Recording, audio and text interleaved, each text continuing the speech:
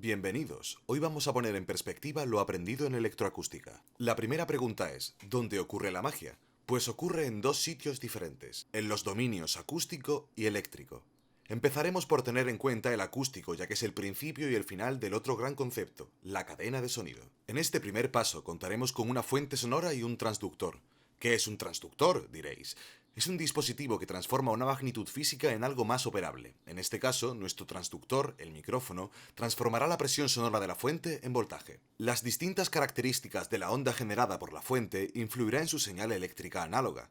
A mayor amplitud de onda, mayor voltaje, por ejemplo. Nuestro transductor, el micrófono, tiene ciertas características que nos interesan, como el tipo de micrófono que es, su patrón polar, su respuesta en frecuencia, el max SPL y su sensibilidad. Más adelante explicaremos estos términos en profundidad, por ahora nos limitaremos a nombrarlos y saltarnos el grueso de la cadena de sonido para ir directamente a la otra parte que ocurre en el dominio acústico. En la otra punta de la cadena tenemos el proceso inverso, la conversión de electricidad en presión sonora, con el transductor inverso, el altavoz. En este caso, la longitud de onda de la corriente va a determinar lo mucho o poco que se moverá uno de los componentes del altavoz, el cono. Los altavoces se componen de multitud de piezas. Os dejo en pantalla el vínculo al vídeo en el que lo explico. Dejando esto a un lado, empecemos con lo más extenso, el dominio eléctrico. La electricidad es el conjunto de fenómenos que surgen de la interacción entre partículas cargadas. Para hablar de partículas cargadas, primero tendríamos que hablar del átomo.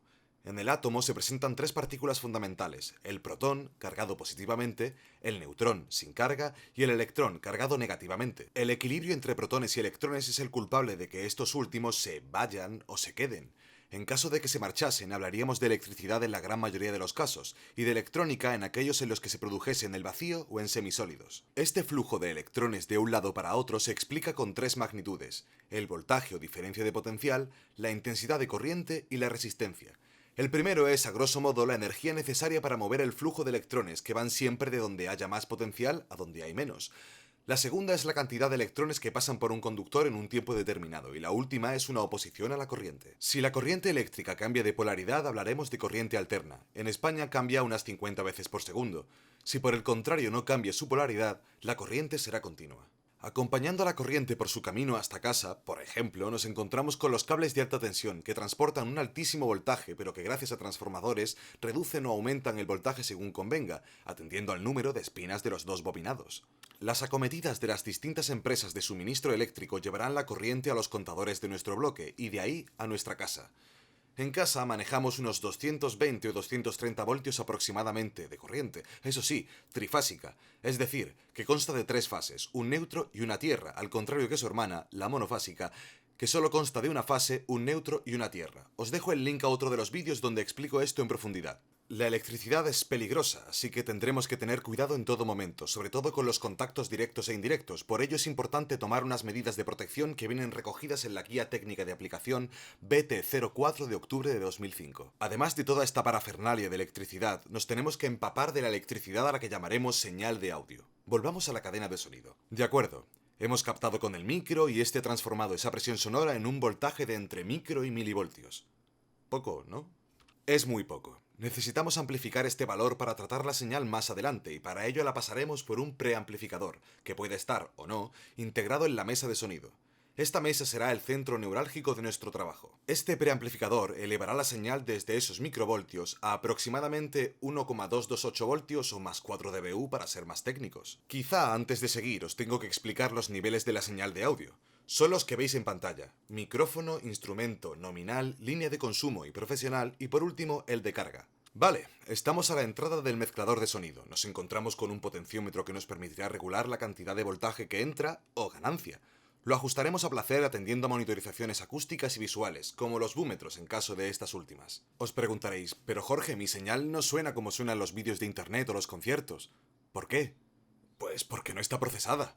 Para procesarla hace falta sacar la señal de la mesa si trabajamos en analógico. Si trabajamos con mezcladores digitales suelen incluir procesamiento interno. Haremos diferenciación entre procesamiento de dinámica y de frecuencia. El procesamiento de dinámica atiende a la manipulación de la envolvente del sonido, es decir, cómo varía la intensidad de la señal a lo largo del tiempo. Os adjunto un artículo muy interesante. Los parámetros que aparecen en el artículo son también los que aparecen en los procesadores de dinámica, sumándoles el ratio, el Ni y el hold en procesadores gate. Los procesadores de frecuencia son los ecualizadores y encontraremos tres tipos según su morfología y lo que nos permitan modificar. paramétricos, que nos permiten realzar o atenuar, seleccionar la frecuencia o frecuencias afectadas y cambiar el factor Q.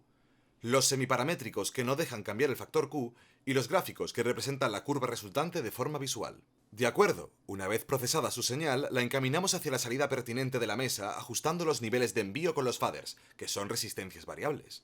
Una vez sacada la señal de la mesa tendremos que amplificarla una vez más. Hasta ahora solo hemos tenido en cuenta voltajes y las impedancias de salida y entrada de los dispositivos, pero ahora en esta nueva etapa de la cadena de sonido, la de potencia, el factor homónimo entra en juego. En la etapa de potencia, nuestra señal se verá aumentada hasta el conocido como nivel de carga. A su entrada encontraremos conexiones para la señal de audio y a su salida conectores Speakon para sacar la señal de los módulos de amplificación. Estas etapas operan de tres formas. Para no aburriros os vinculo al vídeo en el que lo explico. Una vez amplificada, irá a los altavoces y fin, se reproducirá.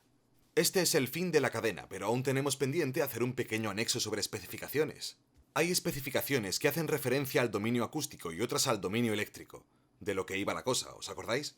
Las especificaciones nos enseñan ciertas características de nuestros equipos y su consulta es fundamental para el conexionado e instalación del sistema. En concreto, hay unas cuantas que nos muestran una característica inherente a nuestro sistema, la linealidad. En este caso, la no linealidad, ya que tanto los patrones polares de los micrófonos, las respuestas en frecuencia de los transductores o la distorsión armónica total de varios dispositivos expresan que la señal a la entrada de ese eslabón no será igual que a su salida. Esto es axiomático. Hasta aquí este audiovisual explicativo. Espero que tanta extensión no os prive de disfrutarlo tanto como yo he disfrutado haciéndolo. Saludos y hasta la próxima.